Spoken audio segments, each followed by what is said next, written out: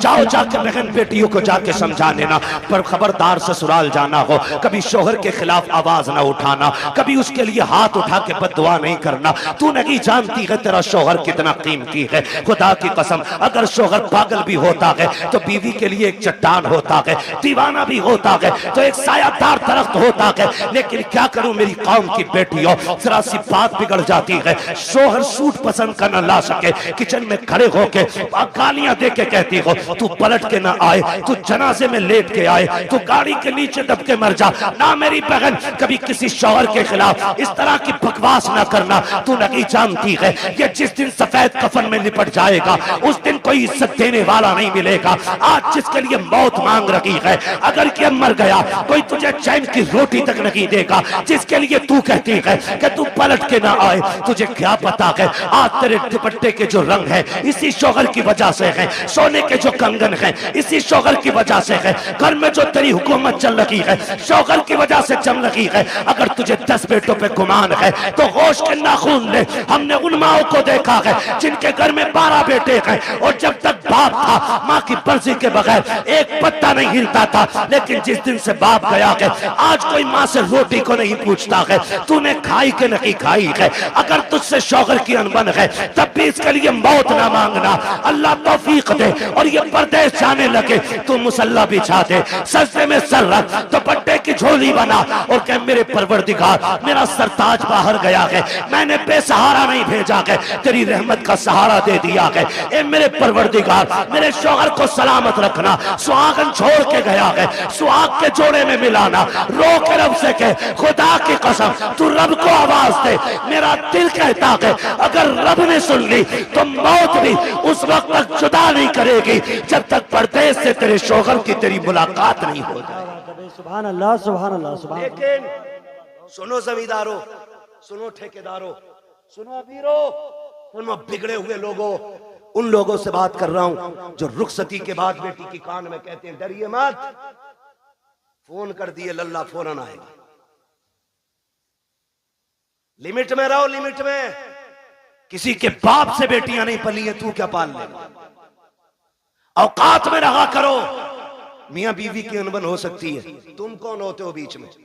हाँ, अगर ज्यादती कर रहा है और उसके शाहिद और गवाह हैं तो फिर बेटी को उस घर में रखना भी जरूरी है। लेकिन जरा सी बात पे उसका फोन आया और तुम पहुंच गए।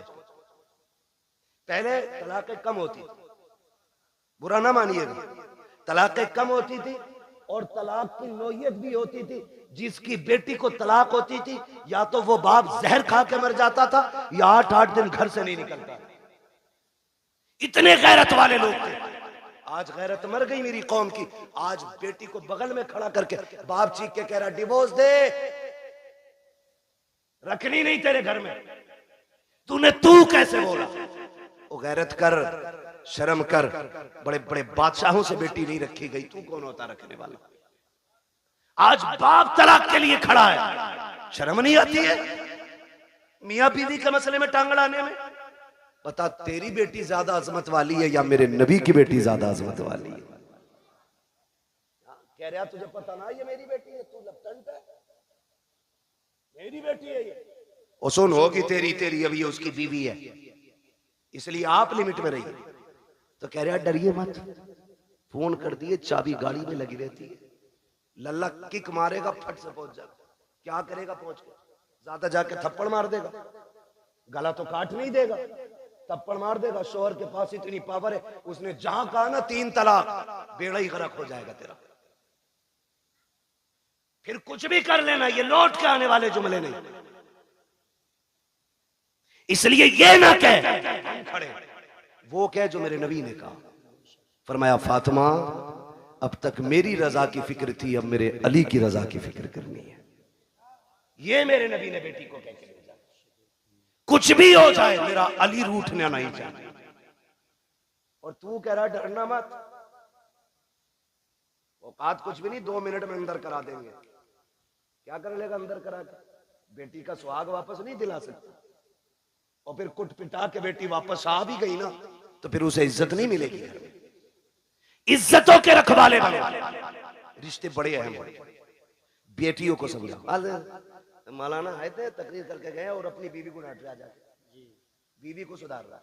हमारा मुआशरा बेहतर इसलिए नहीं हो रहा कि हम ये चाहते मेरी बीवी सुधर जाए। ये कोई नहीं चाहता बेटी सुधर जाए। यहां से जाके बीवी को मत बताना, यहां से जाके बेटी को बताना कि बेटी जब तक जिंदा रहना है कनीज़े फातिमा बन के रहना। सुभान अल्लाह। मेरा चैलेंज है, जब बेटियां सवर जाएंगी तो किसी घर की बहू खराब नहीं हो सकती है। बेटियों को बेहतर करो, बेटियों को। मेरी बहन मुश्किल है जिंदगी का गुजरना शोहर के बगैर। आज बात बात में तलाक चाहिए तुझसे, नहीं। फरमाया गया जो बिला उज़्र शरी के अपने शोहर से तलाक का मुतालबा करे अल्लाह उस पे जन्नत की खुशबू हराम फरमा देता है। क्यों मांग रही हो तलाक? कहा जी मुझे सुख नहीं मिला। किसे सुख कहती है तू? कहा मुझे 10,000 का जोड़ा नहीं मिला। जैसे कल्लन की बीवी के कंगन है वैसे मैंने नहीं पहने, जैसे अच्छन की बीवी का सूट है ऐसा आज तक मुझे नहीं मिला। और तू इसे कहती है सुख, कहती है इसे सुख ये नहीं है, सुख इसे कहते हैं चटनी से मिल जाए शुक्र अदा कर खा के सो जा। अगर तेरा शोहर तुझसे राजी है तो तू सबसे बड़े सुख में है। और तू सोने के लुक में खा, तेरा शोहर तुझसे नाराज है तो तू सबसे बड़े दुख में है, सुख में नहीं। सुख किसे कहते हैं? सुख किसे कहते हैं? सुख ये होता है तुझसे तेरा परिवार राजी रहे, मर जा। कहती नहीं मैं रहनी नहीं है जी, मैंने इनसे जोड़ा मांगा, इन्होंने मुझसे कहा मेरे पास कुछ नहीं है। मेरी बहन कान खोल के सुन, देख तो सही, अगर दौलत सबसे बड़ी चीज होती तो मेरा नबी सबसे ज्यादा दौलत अपनी बेटी के जहेज में देता। तुम्हें हिसाब देना पड़ेगा। खातूने जन्नत ने इतना सुना, मुसल्ले का कोना छोड़ दिया। कहती है अब्बा मुझे दौलत नहीं, मुझे पैदा करने वाले रब की मोहब्बत की जरूरत है। क्या बात है भाई, जिंदाबाद। इसे सबसे बड़ी अमीरी कहते हैं, इसे सबसे बड़ा सुख कहते हैं। किसे कहते हैं? देवबंद मिल गया देख के दे दी, पैसे वाला था गाड़ी लाया था, उन्हें भी कुछ नहीं, आग लगे तेरे दामाद में। सीधी सी बात है। ओ भाई पैसे देख के दे दी। हुजूर ने जिसके हाथ में हाथ दिया था बेटी का, वो इतना गरीब मक्के का अली है कि जिसके पास मेहर देने का भी पैसा नहीं था, उसके हाथ में। और बेटी से क्या कहा था? फातिमा उस अली के साथ रिश्ता किया है जिस अली से बेहतर जमीन पे तेरे लिए कोई शोहर हो ही नहीं सकता।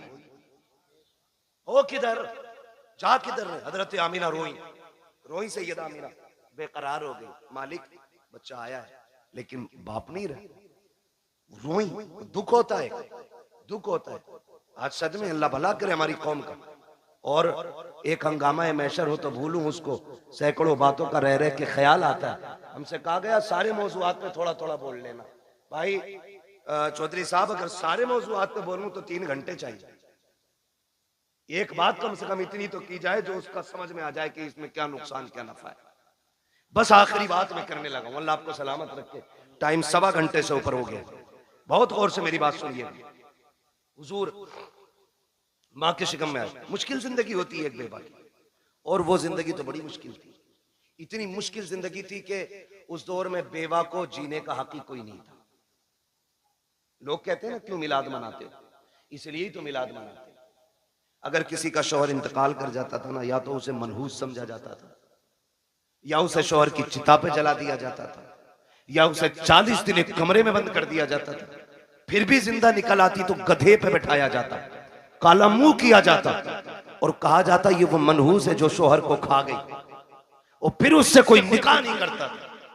इतनी नफरत बेवा से थी, अगर कोई काम पे निकल रहा और सामने बेवा आ गई तो पीछे लौट जाता था कि इस मनहूस का चेहरा देख लिए।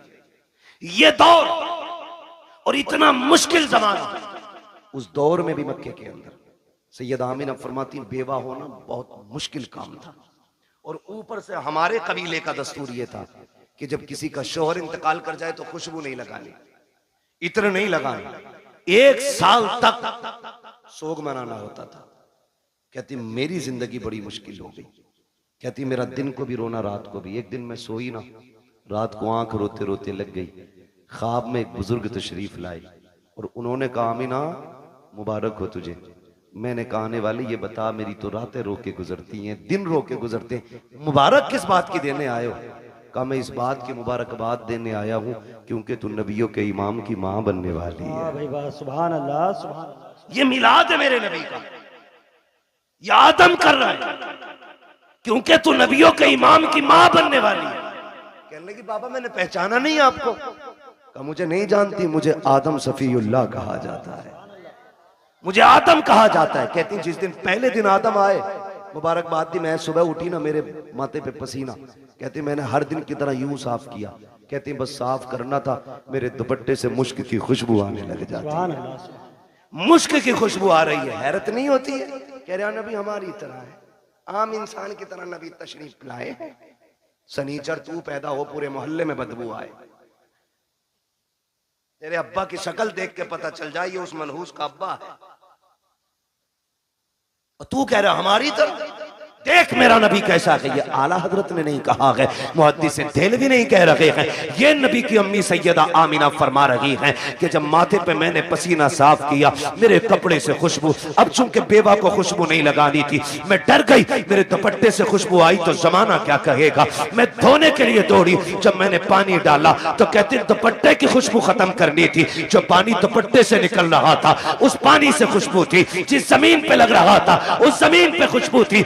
मैंने धोना छोड़ दिया, दुपट्टा समेट के रख दिया। जैसे जैसे दिन गुजरते गए, मुबारकबादियां मिलती रही, अंबिया आते रहे, मुबारकबादी देते रहे। कहते फिर वो दिन गुजरते गए, कहते जब कई महीने गुजर गए, एक दिन ऐसा हुआ कि खुशबू मेरे घर से निकली, आंगन में फैली, आंगन को पार किया, पड़ोस में गई, पड़ोस की हदों को तोड़ा, मोहल्ले में फैल गई। मैं खुशबू छुपा रही थी, लेकिन खुशबू आगे बढ़ती जा रही थी कि यहां तक के बातें होने लग गई। आमिना बड़ी अजीब खुशबू लगाती है। बात चलते चलते अब्दुल मुत्तलिब तक आ गई। अब्दुल मुत्तलिब घर आए, आमीना बेटी सुना है तू खुशबू लगाया करती है। कहा ना मैंने कोई खुशबू नहीं लगाई है। कहा अगर खुशबू नहीं लगाई तो तेरे बदन से खुशबू के झोंके कैसे आते हैं। कहते हैं अब्बा जी सच ये है मैं कोई इत्र नहीं लगाती हूँ, हकीकत ये है जब से आपके बेटे अब्दुल्ला की अमानत मेरे शिकम में आई है, मैं जिन गलियों से गुजरती हूँ वो गलियां उसकी खुशबू से महक जाया कर। वाह भाई वाह, क्या बात है। नारे तकबीर,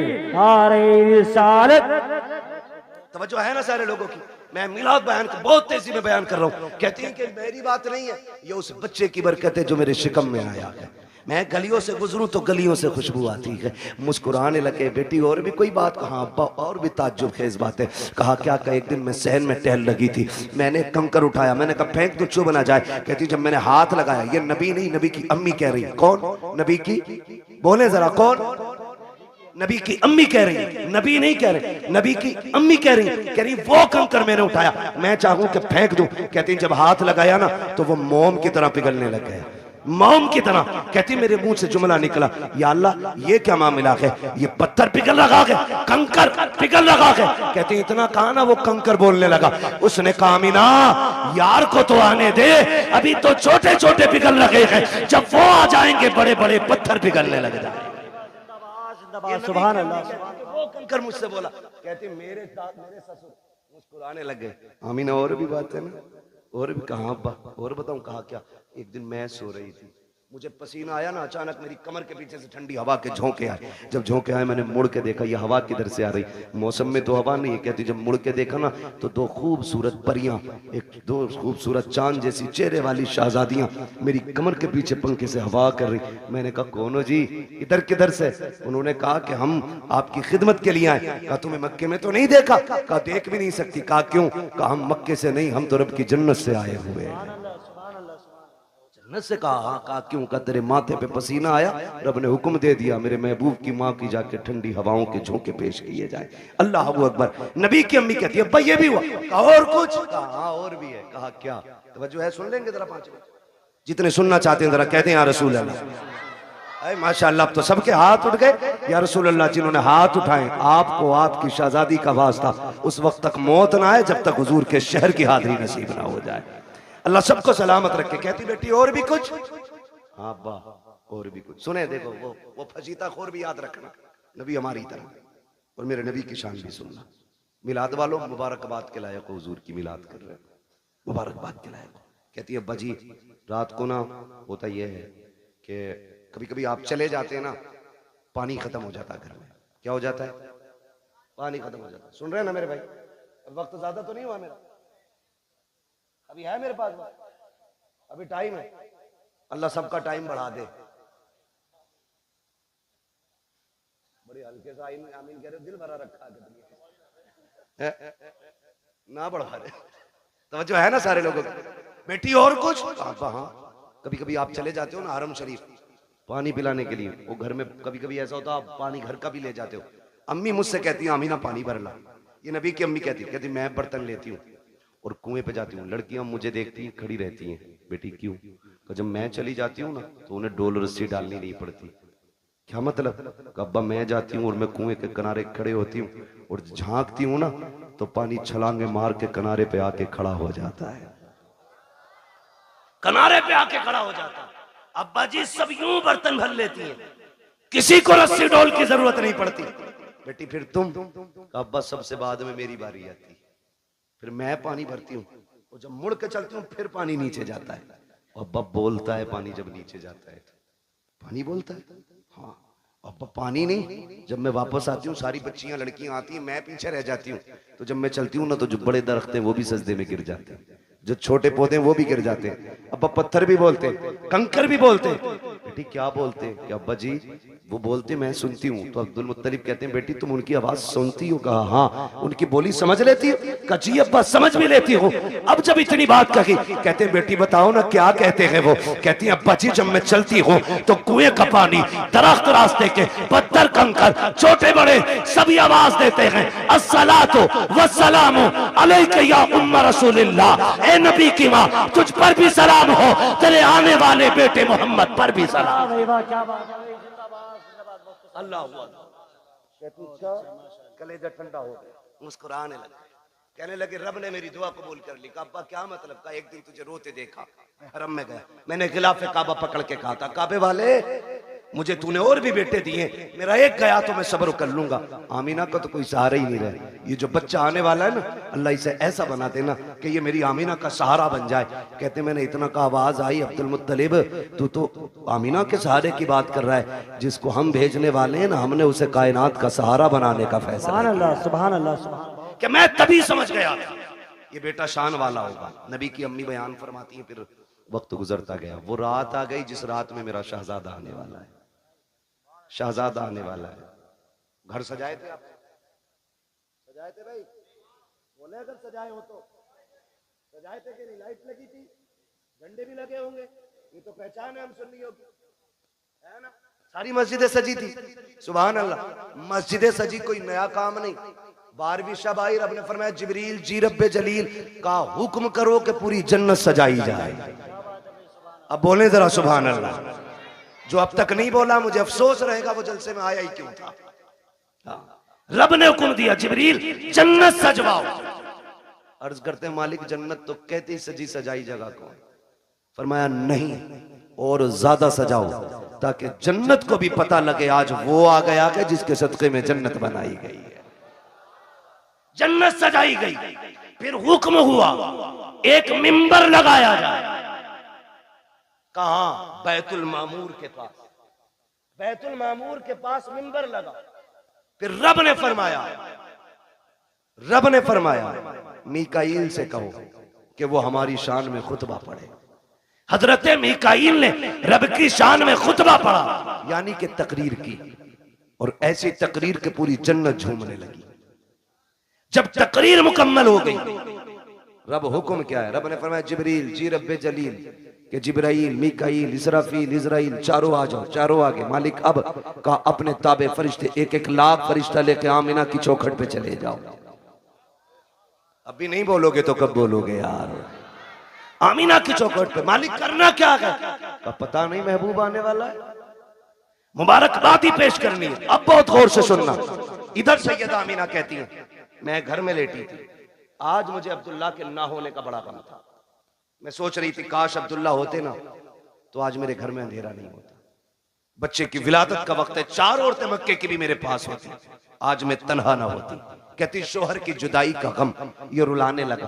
कहते भी आंसू आंख से निकल के रुखसार तक आया था कि अचानक मेरे घर की दीवारें फटने लग गई। फदखला सलासुन निस्वा, 3 औरतें घर के अंदर दाखिल हुई। उनके कद खजूरों के बराबर थे, चेहरे चांद से ज्यादा रोशन थे। कहती मेरी चारों तरफ आके बैठ गई। 4 थी, एक रिवायत में 3 भी गए 4 भी गए। कहती 4 औरतों को मैंने देखा, आके बैठी। मैंने कहा कौन हो? कहा एक कहती हमें नहीं पहचाना। कहा बताओ तो सही कौन हो? एक ने कहा मुझे हव्वा कहा जाता है, दूसरी ने कहा कि मुझे मरियम कहा जाता है, तीसरी ने कहा मुझे इस्माइल की अम्मी हाजरा कहा जाता है, चौथी ने यह कहा मुझे नहीं जानती हो, मुझे फिरौन की बीवी आसिया कहा जाता है। कहा आई किस लिए हो? कहा मुबारकबाद देने आए हैं। कहा किस बात की? कहा तू नसीबों वाली है, तेरी गोद में नबियों का ईमान आने वाला। क्या बात है भाई, क्या बात है। नारे तकबीर, नारे रिसालत, नारे गौसियत। बस तेरी गोद में नबियों का इमाम आने वाला। फरमाती वो मुबारकबाद दे के चली गई। कहती फिर ख्याल हुआ काश कोई तो औरत होती जो मेरा मन बहलाती, जो हिम्मत बढ़ाती। कहती अचानक मेरे घर में रोशनी फैली। वो रोशनी सर की तरफ से आ रही थी। मैंने मुड़ के देखा ना, एक चांद से चेहरे वाली खातून खड़ी है। मैंने कहा कौन हो जी, इधर कैसे आई हो? कहने लगी आमीना हम जमीन से नहीं, हम तो जन्नत से आए हुए हैं। कहा कौन हो? कहा जन्नत की हूरों की मलका हूं। आई क्यों हो? कहा रब ने तेरी दाया बना के भेज दिया है। तू जो रोई थी तन्हा है, अकेली है, कोई नहीं है। कहा तेरी खिदमत के लिए मैं हूं आमीना, बता खिदमत क्या करनी है? सैयदा कहती है मुझे दूध का प्याला पेश किया गया। आसमान के सितारे इतने करीब मेरे आंगन में आ गए, मुझे डर लगने लगा कहीं ये टूट के न गिर जाए। और वहाबी जी, और देवबंदी जी, और सहारनपुर वालों, और थाना भवन वालों, लगाओ फतवा खुदा पे।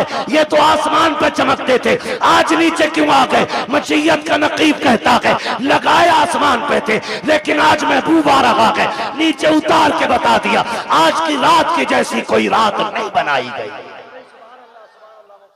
अल्लाह 12वीं शब में तारे नीचे उतार दे। पेट में दर्द नहीं होता, सुन्नी 2 चिराग जला ले, आग लग जाती है।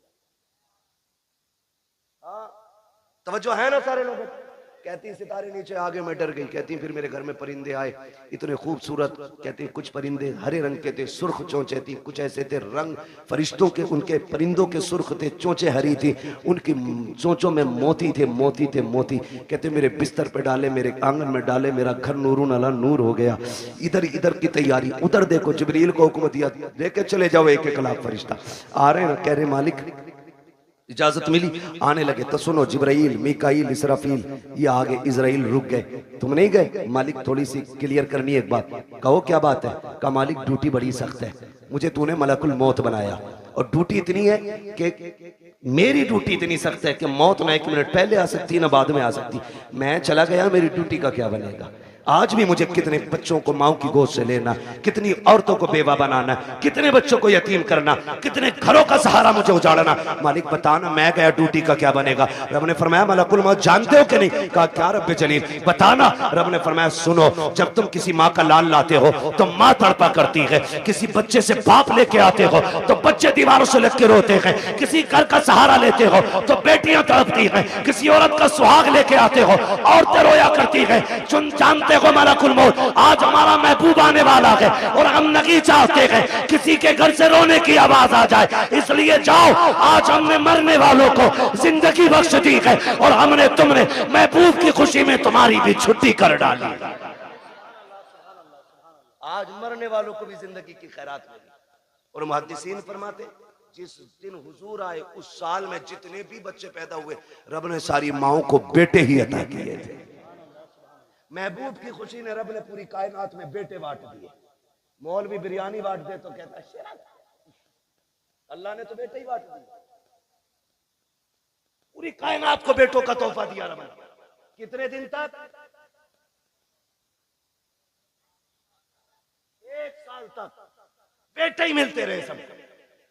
तवज्जो है सारे लोगों की? बात खत्म करने लगा हूं बस। कहती है ना फिर सारे फरिश्ते आ गए और फरिश्ते कह रहे मालिक अकेले अकेले जाना? कहा नहीं आज जुलूस लेके जाना है। और एक दूसरे को मुबारकबाद देते हुए जाना, फरिश्ते एक दूसरे को मुबारकबाद देते हुए आ रहे। इधर कहती हैं, फरमाती हैं ना, फिर मेरी बारगाह में दूध का प्याला पेश किया गया। एक प्याला पेश किया गया, था कैसा? कहती हैं शहद से ज्यादा मीठा, मुश्क से ज्यादा खुशबूदार, दूध से ज्यादा सफेद और बर्फ से ज्यादा ठंडा। कहती मैंने घूट पिया। कहती हैं जब घूट पिया मेरे दुख तकलीफें सारी खत्म हो गई।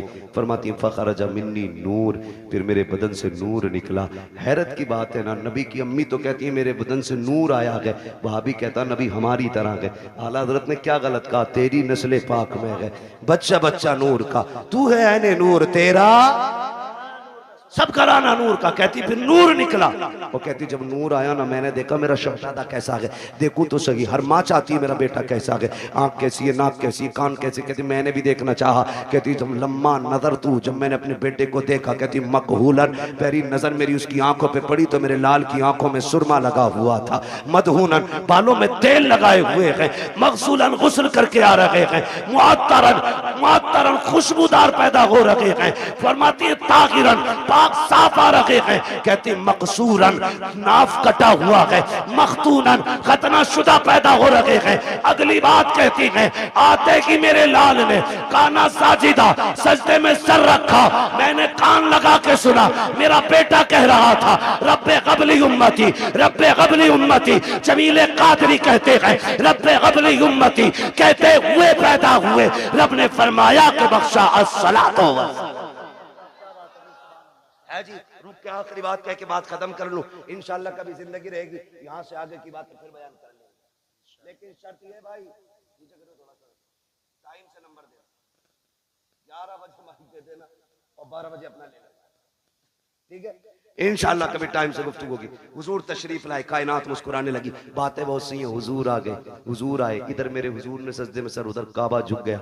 आला हज़रत फरमाते हैं जिनके सजदे को महराब काबा झुकी, उन भवों की लताफत पे, जोर से, उन भवों की लताफत पे लाखों सलाम। और फरमाते हैं पतली पतली गुले कुद्स की पत्तियां, उन लबों की लताफत पे लाखों सलाम। ये क्यों झुक गया काबा, ये क्यों आ गया रुकू में, क्यों सजदे की तरफ दौड़ा? आवाज आती बरेली से हाजियो आओ, शहंशाह का रोजा देखो, काबा तो देख चुके, काबे का, काबे का काबा देखो। हुजूर आए, कायनात मुस्कुराने लगी। हुजूर मुहद्दिस देलवी फरमाते हैं जिस जमीन पर हुजूर की विलादत का तज़किरा होता है, अल्लाह 1 साल तक उस जमीन पे अपने करम की बारिशें फरमाता है। जिस मोहल्ले, जिस बस्ती में हुजूर की विलादत होती है ना, अल्लाह 1 साल तक उस बस्ती से मुसीबतों को दूर फरमा दिया करता है। इतनी बड़ी बरकतें हुजूर की विलादत के तज़किरे की हैं। आला हज़रत फरमाते हैं हश्र तक डालेंगे हम पैदाइश मौला की धूम,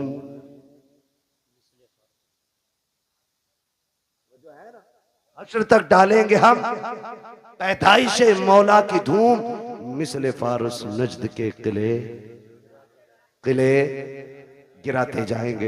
हुजूर की विलादत का महीना है। एक बात याद रखिएगा, इस बार गुजर गई है, आखिरी बात आपसे कह रहा हूं, अल्लाह तौफीक दे अगली बार घर सजाए ना तो सिर्फ अपना नहीं सबका सजना चाहिए। यही मिलाद वाले का पैगाम, सबका घर सजना चाहिए। तूने 5000 की लाइटिंग की है ना, तो 2000 की उतार के गरीब भाई की चौखट पे डाल दे। क्या यार हुजूर सिर्फ मेरे नहीं तेरे भी तो है ना, तेरे भी आंगन में हुजूर की आमद की खुशी लगनी चाहिए। और ऐसा नहीं कि रुक जा, तेरे से अच्छा करके सजाऊंगा और सारी लड़ी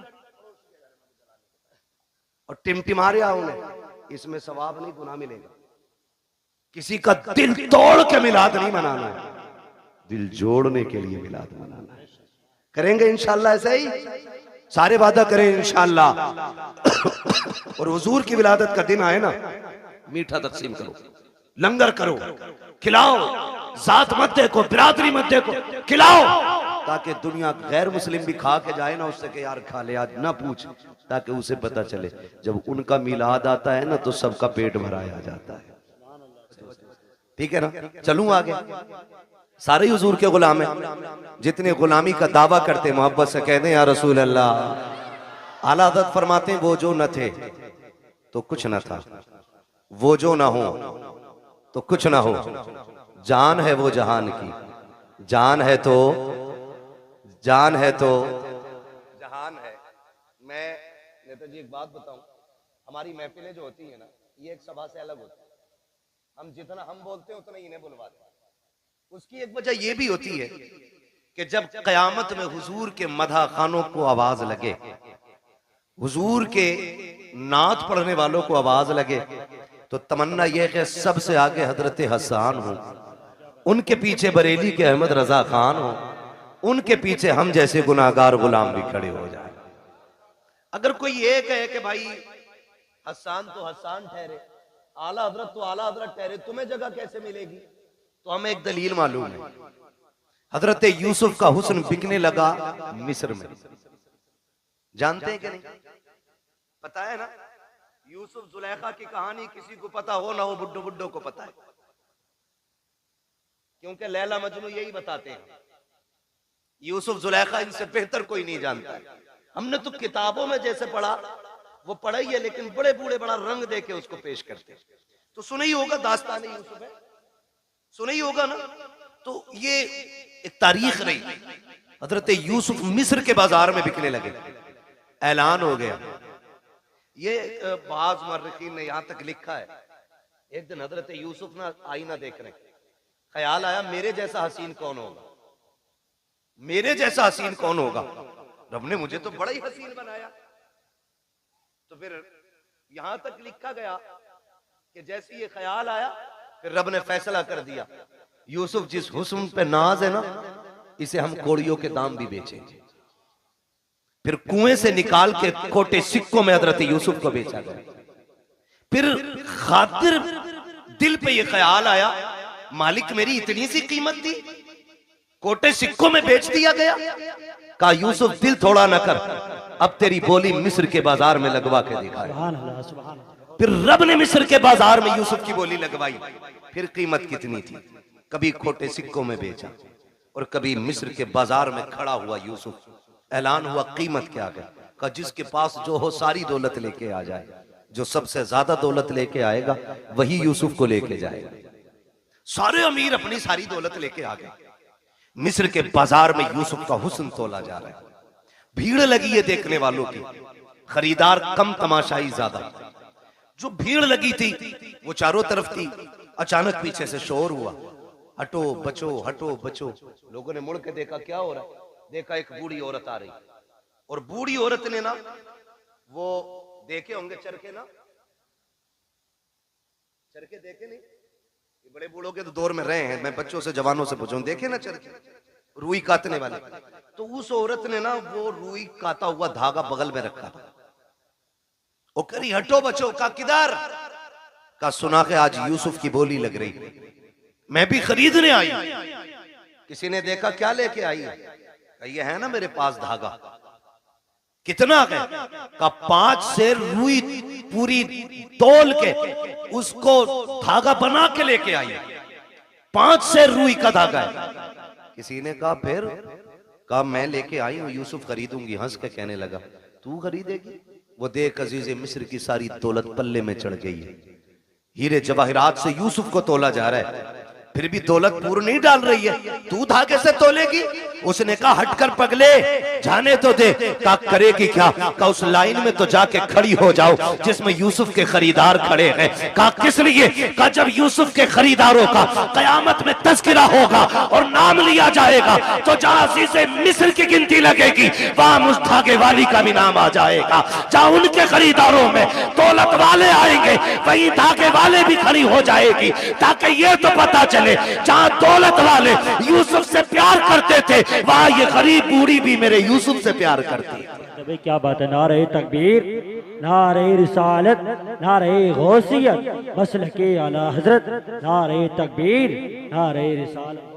तवज्जो है सारे लोगों की। तो इसलिए आपसे भी कहा जाता आप भी पढ़ लिया करें, और शुक्र है रब का हमारे सुनने वाले भी हुजूर की नात पढ़ते हैं। वो जो न थे तो, वो जो ना हो तो, वो जो ना हो तो, आप किस मिट्टी के बने हैं? मैं कुर्सी इधर कर लूं? अगर आप बोल सकते हैं तो बोलें, वो जो न थे तो, वो जो ना हो तो, जान है वो जहान की, जान है तो जहान है। मैं एक बात कहूंगा, मेरा नबी पूरी कायनात के लिए रहमत बन के आया, पूरी कायनात, सिर्फ मुसलमानों के लिए नहीं, पूरी कायनात के लिए।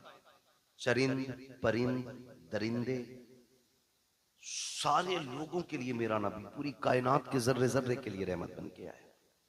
होना तो ये चाहिए था कि हर कौम हर बिरादरी की छत पे मेरे नबी की आमद पे झंडा लगना चाहिए था। आप कहें कैसे? हुजूर तो हमारे। सुने, आप दुनिया देख लें और उसूल देखें। मैं पूरे चैलेंज के साथ कहता हूं, आज किसी घर में अगर बेटी मुस्कुराती है ना तो वो एहसान मेरे नबी का है। आज अगर किसी घर के अंदर माँ बेटे को थप्पड़ मार के खड़ी हो जाए और बेटा सर झुका के खड़ा रहे, माँ से कुछ नहीं कह रहा है ना, तो ये कमाल माँ का नहीं, कमाल मेरे नबी का है। अगर आज बाप बेटे को बीच चौराहे पे जूते से मारे और बेटा गर्दन झुका के मुस्कुराता रहे ना, तो इसमें कमाल बाप का नहीं है, इसमें कमाल रसूल पाक का है। इसलिए कि मेरे नबी ने ना माँ बाप का एहतराम सिखाया है। अगर आज हम माँ को उसकी जूतियों को सर पे रखने में जिंदगी की महराज समझते हैं ना, तो वो दिन दूर नहीं, भूले नहीं हमें जिस दिन मेरे नबी ने कहा था अल जन्नतु तहता क़दामी उम्महातिकुम, तुम्हारी जन्नत तुम्हारी माओं के कदमों के नीचे रखी गई है। तब से लोगों ने, कायनात ने माँ का एहतराम करना शुरू किया। और जब बाप का मामला था तो यही दुनिया, यही तारीख और यही समाज, यही लोग, यही हड्डियां, यही खून, कोई बदला नहीं ये दौर, यही सारी दुनिया थी। और बेटा बाप को बाजार में बेच देता था। मेरा नबी आया और आने के बाद का लोगों, रब की रजा बाप की रजा में है। अगर रब राजी, बाप राजी है तो तेरा रब राजी है, और तेरा बाप नाराज है तो तुझसे तेरा पैदा करने वाला खुदा भी नाराज है। तो तब से बाप का एहतराम हुआ। रह गई बेटी की बात, तो बेटी को तो लोग पैर की जूती समझते थे, जिंदा दफन करने पे फख्र करते थे। मैं इसलिए कहता हूं बेटियों, कभी सर से दुपट्टा उतरने लगे ना तो मगरिबी तहजीब पे मत जाना, फैशन के नाम पे बिगड़ने की कोशिश मत करना। जब सर का दुपट्टा सड़क के कंधे पे आए ना, तो आमीना के लाल का एहसान याद करना। आमीना के लाल का एहसान, खुदा की कसम आज दिल झुकता है। लोग तालीम के नाम पे कहते हैं कि हमारी आजादी हमारा हक है, हम अपनी आजादी के साथ जी सकते हैं, दुपट्टा किसी की जिम्मेदारी से हम नहीं ओढ़ेंगे। मैं कहता हूं खुदा की कसम, जो बेटियां ये समझती हैं ना कि दुपट्टा उतारने में इज्जत है, तारीख पढ़ के देख लो, औरत जितना छुप के रहती है उतनी इज्जतदार रहती है, जितना खुल के रहती है उतना ज्यादा जलील रहा करती है। चैलेंज है हमारा, जाओ दुनिया घूम के आ जाओ। और सच्ची बात बताऊं, ये जो खड़े रहते हैं ना, जो इस्लाम के खिलाफ बकवास करते हैं, इस्लाम ने, मुसलमानों ने औरतों को कैद में डाल दिया और पर्दा दे करके उन्हें फांसी दे दी, उनका ऐसा कर दिया।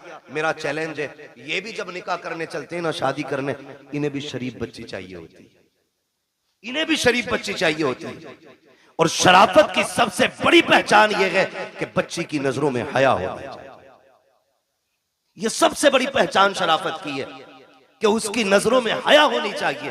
कितना बड़ा दाग लगाने की कोशिश की जाती है कि इस्लाम ने औरत को पर्दे में डाल के ना उसकी जिंदगी को लिमिटेड कर दिया, उसके अधिकार, उसके हुकूक छीन लिए, और ये कहते हैं कि औरत का बराबर हक है मर्द के साथ। क्या बराबरी का हक है? तो लोगों का कहना यह है कि जैसे मर्द मजदूरी करता वैसे औरत भी मजदूरी करे। ये नजरिया कि अगर रोडवेज मर्द कंडक्टर है तो औरत भी होनी चाहिए, मर्द ड्राइवर है तो औरत भी होनी चाहिए, का ये बराबर का अधिकार है। मैं कहता हूं गैरत आनी चाहिए। कहा क्यों? कहा तुम हमारे इस्लाम के बारे में क्या जानो।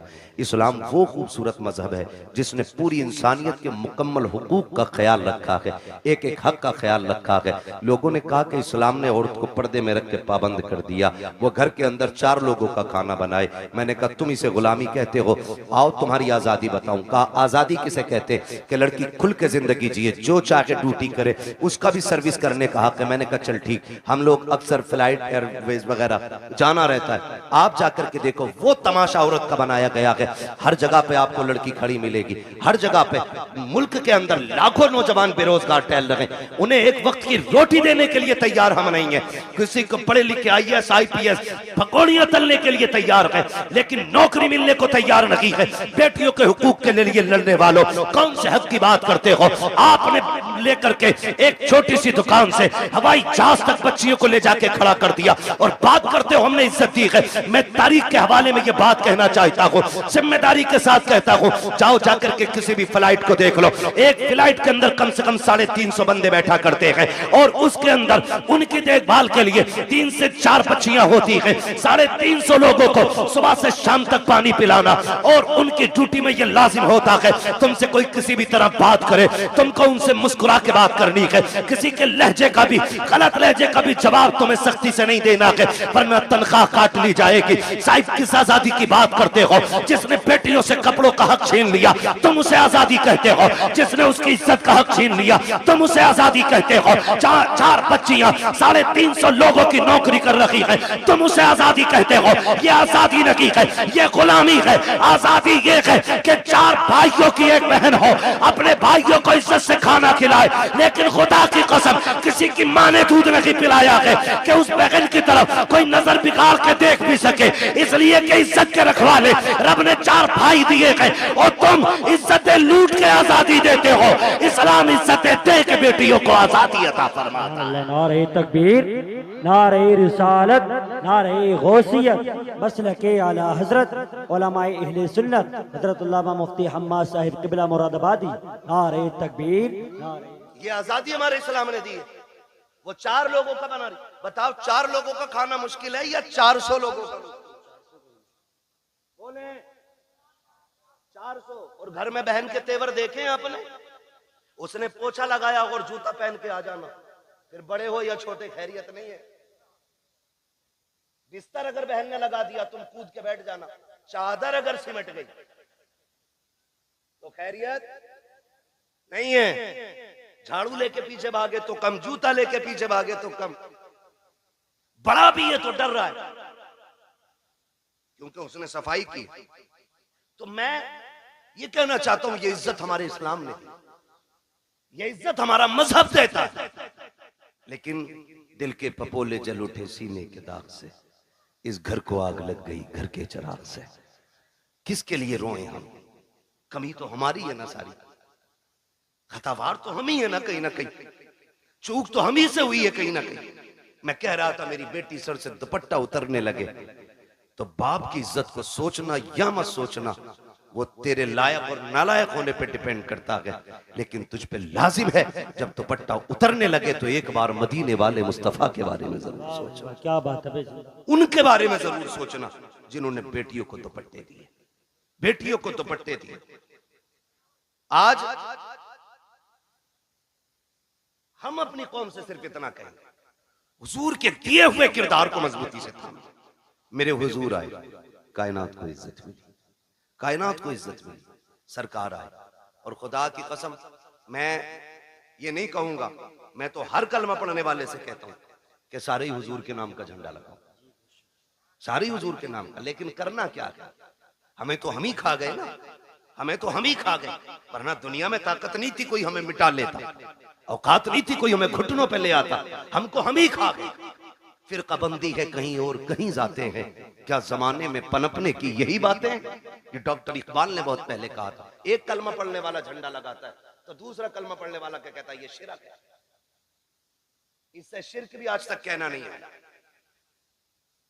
छोटे भाई का पजामा, बड़े भाई का कुर्ता, आके कह रहा शिरक। क्या शिरक है? कि झंडा नहीं लगना चाहिए। क्यों भाई? कि हुजूर के जमाने में झंडे नहीं लगे। वो गैरत कर भाई, पढ़ के किधर आए? हुजूर आए तो जिब्रील 3 झंडे लेके आए, 3 झंडे लेके आए। मैं झंडों पे भी बात करूंगा, लेकिन मैं समझाना चाहता